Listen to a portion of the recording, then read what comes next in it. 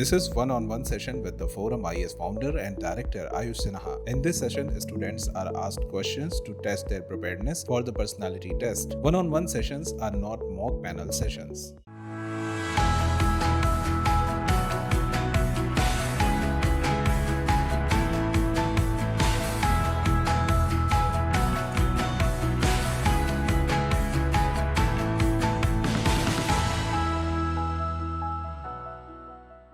Hello, Ayan. Good afternoon. Good afternoon. How are you? Good, sir. Thank you, sir. Can you briefly introduce yourself? Yes. So my name is Ayan Jain. I was born in Jabalpur, Madhya Pradesh. I did my schooling from Sanskriti School, New Delhi, and my graduation in electrical engineering from IIT Delhi, where I graduated in 2021. Currently, I'm in the Indian Police Service and I have taken extraordinary leave. In my free time, I enjoy playing chess. Okay. I see you are presently in Delhi and you belong to district Bhopal and state Madhya Pradesh, right? So currently, I'm in Bhopal, sir. Currently, you're in Bhopal itself. Okay. Can you tell me Yes. what is Bhopal famous for? Sir, Bhopal is commonly called the city of lakes as it has many artificial lakes. So the culture of Bhopal is also quite common, quite famous. And there are some famous architectural monuments such as the Sanchi Stupa near Bhopal and the Bhojeshwar temple near Bhopal. Okay. Whenever we talk about Bhopal or Indore for that matter, few things are very common, or Bhopal and Indore are very renowned for. That is in terms of its cleanliness. Since you have your experience in terms of staying in Delhi, how do you compare Bhopal and Delhi? So both have their positives and negatives.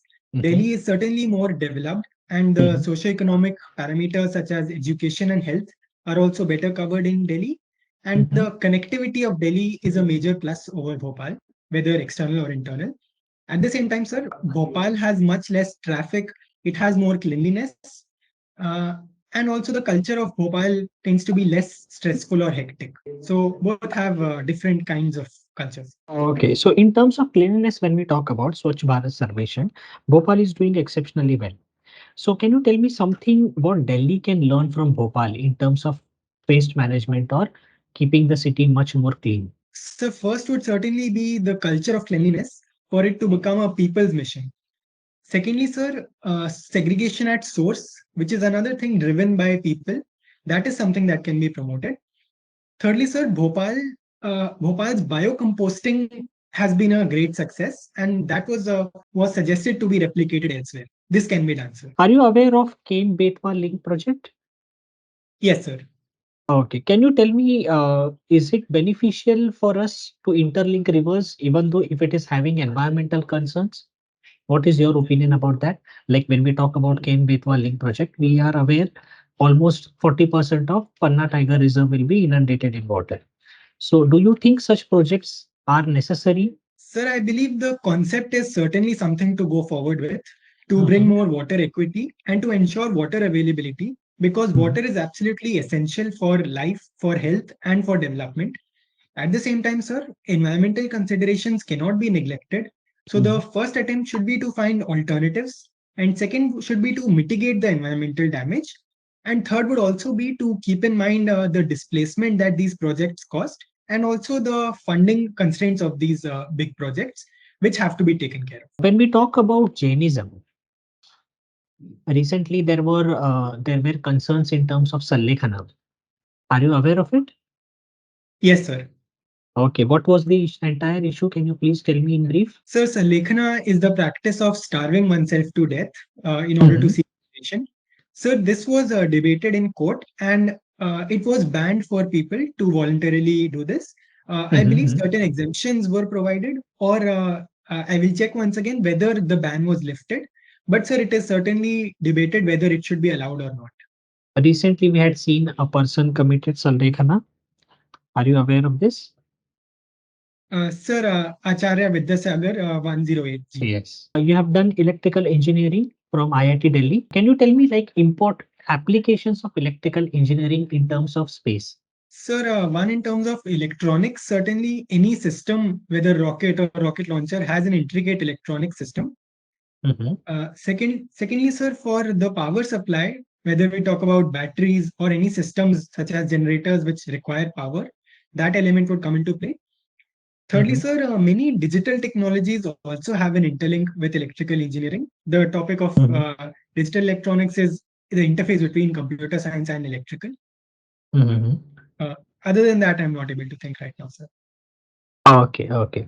Can you tell me some areas where we need to focus in terms of popularizing or making electronic vehicles a commonplace or a common name in terms of every household? Sir, just to clarify, should I suggest measures to popularize them? Yes, yes. Sir, first would certainly be to build the charging infrastructure. Secondly, sir, promoting hybrid vehicles to begin with, so that acceptability can be built. More research on batteries and battery management.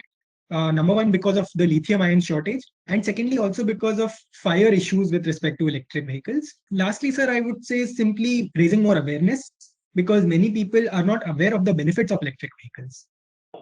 Okay.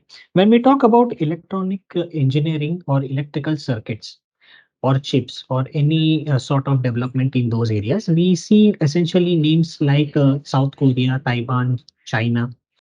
Do you think India can replace these giants in terms of electronic circuits, semiconductors? Sir, replacement might be something to consider in the long term. For the next few decades, perhaps it would be more of complementing them and competing with them. But certainly, sir, India has a huge potential, and in the future, we might be able to outcompete them. But their presence will also continue in this sector, sir. Okay, okay, no problem. Uh, your optional is maths, Yes, sir. and you are much more interested in playing chess. Can you tell me Yes. some similarities or some interrelations which we can have or which we can establish between chess and mathematics? Sir, I would like to divide this into two parts. Number one, sir, similarities between chess and maths. Sir, both of them involve analytical abilities and structured thinking. Secondly, sir, both of them involve a situational understanding and moving to a particular target through a logical sequence of steps. Secondly, sir, talking about how maths can be found in chess.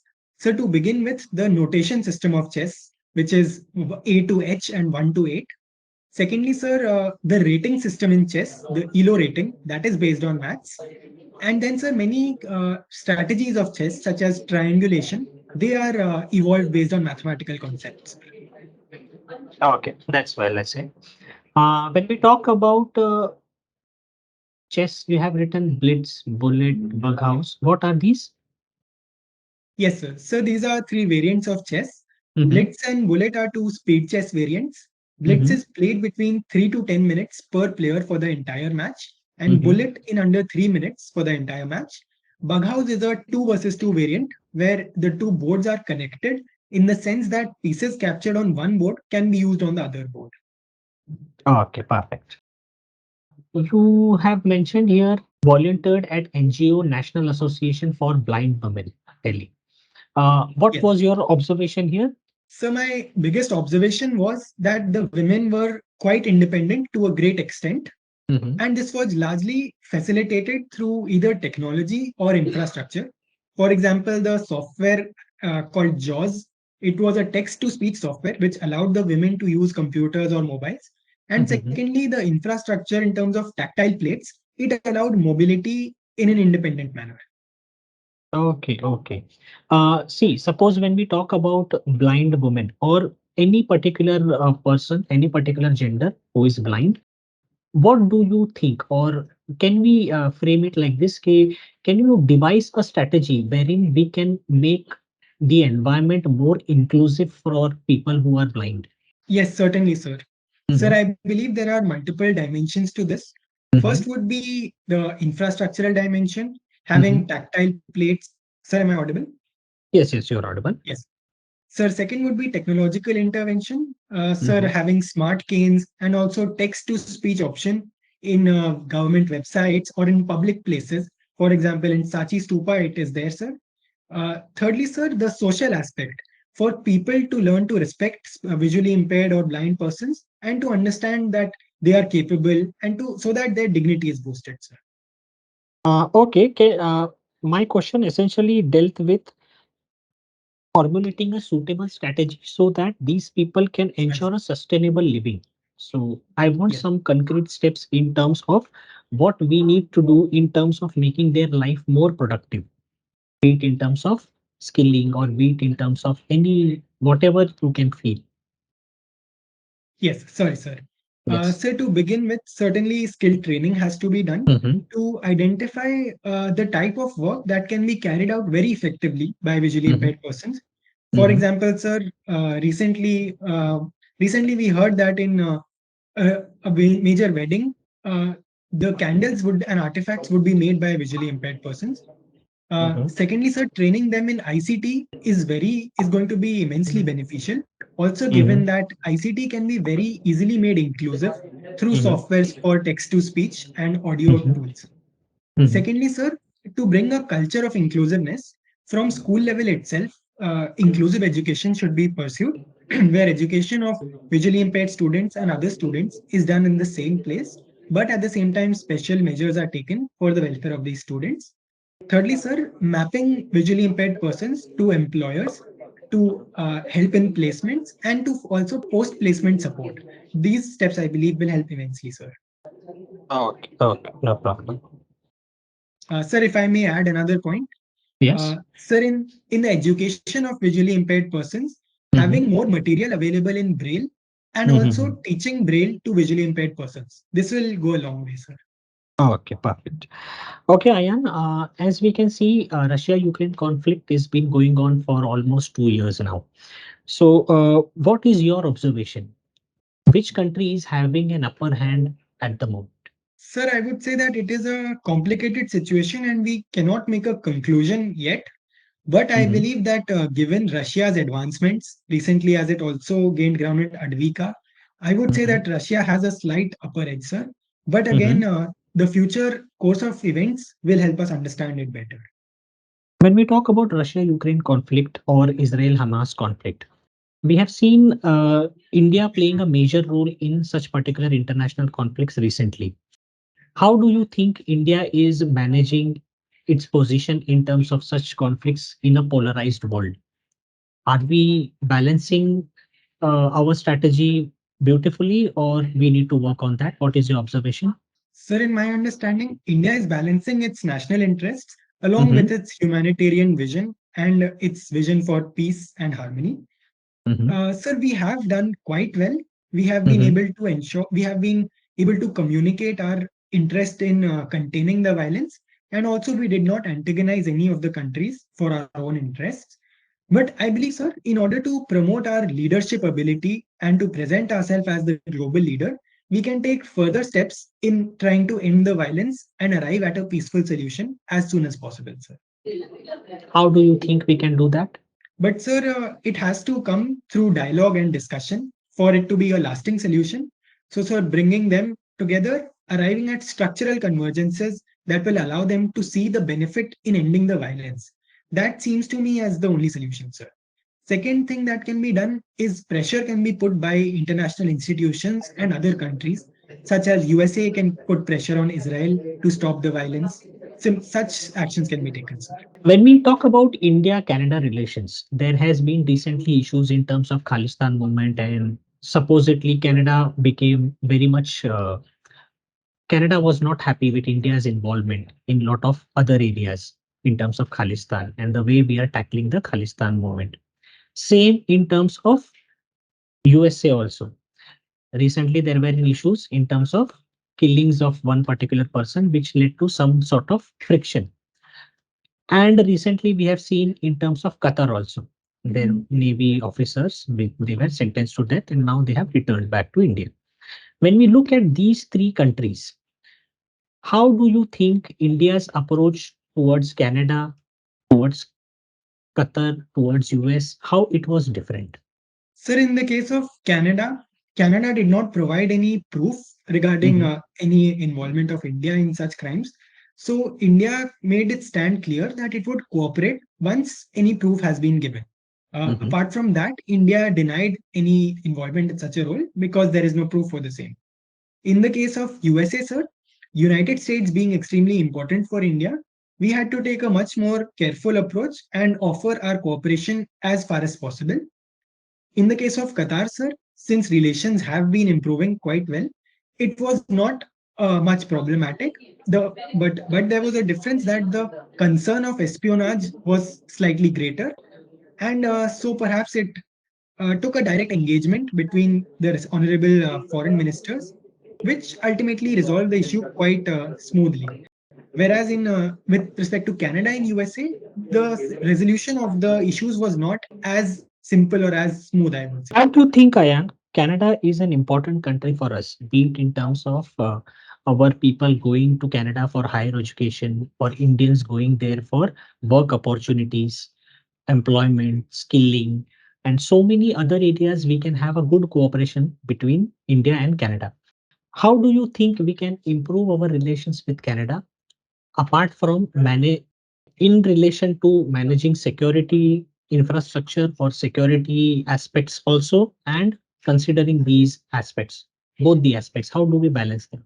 So the number one thing I believe is to resolve such issues through mutual support and through a joint effort in this direction. If there are any concerns of either country, the other country should respect them and try to address them in a transparent and quick manner.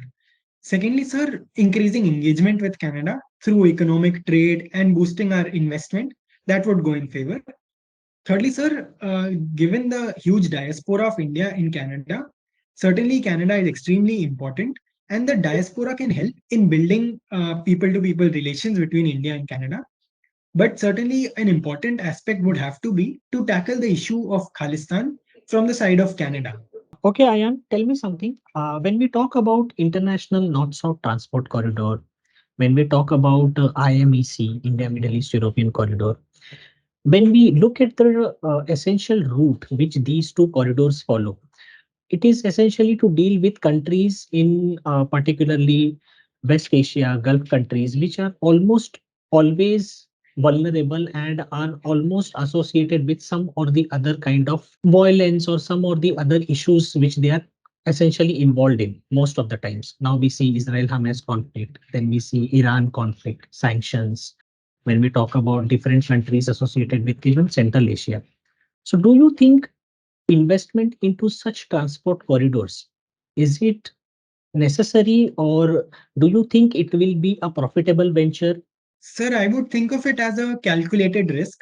Mhm, Certainly, as you mentioned, challenges are there, as we mhm, also saw that our investment in Afghanistan was followed by Taliban rule. But sir, infrastructure building, number one, I believe it helps in development of those regions and builds mhm. goodwill in those countries, thereby improving our relations with them. Secondly, sir, connectivity with Europe and Central Asia in general is very important for our energy security and trade, which will help India. Thirdly, sir, our diaspora in these countries is also quite large, so improving connectivity with these countries becomes very important. Sir, whether it is necessary or not, that might be debatable, sir. Perhaps in the next few years, as the projects proceed, we will realize the benefits and then we would be able to make a better assessment. When we talk about India-China relations, we have seen how China is meddling into Indian Ocean, how China is associated or getting very much close in terms of countries like Maldives and Indian backyard in terms of Bangladesh, Nepal. Uh, do you feel China is outsmarting India in its backyard? Sir, I believe India is well prepared regarding such Mhm, Chinese threats, and India is well aware of the threat of China and its strategy of string of pearls, and has already started taking countermeasures such as the necklace of diamonds and the double mhm. bishop policy. And India is continuously working on augmenting our own defense capabilities and border security, and also improving our relations with our neighbors so that the Chinese threat can be further mitigated. But certainly, sir, there should not be any room for complacency, and we should continuously monitor Chinese foreign policy and changes, sir. Okay. Can you tell me some specific steps which India needs to take so that we improve our relations with China? Sir, I believe the biggest step would be to increase our economic interdependence even further so that China does not look at India as a threat but a partner in growth. So diversifying the areas of economic engagement and also having collaborations in projects, that might be a way forward. Secondly, sir, augmenting our own capacity so that we can reduce our dependence on China. For example, when it comes to electronics or pharmaceuticals, that will also give us a strategic edge over China. Okay, your interview is over. E-vehicles, you answered very well. Then in terms of India, India replacing different those particular countries. Very well, it was a very well balanced answer. We should not think of replacing them. Presently, we can think of coming at equal terms. And when you are answering this particular aspect, highlight some advantages which India has. Okay, then chess mathematics was very nicely answered when I asked you about blind women in terms of inclusive development for them. So there you could have directly started from education, skilling, employment and everything. You came to this particular important aspect little later. Okay. इसको Yes. थोड़ा सा specifically अगर हम initially ही address करें तो बेहतर है.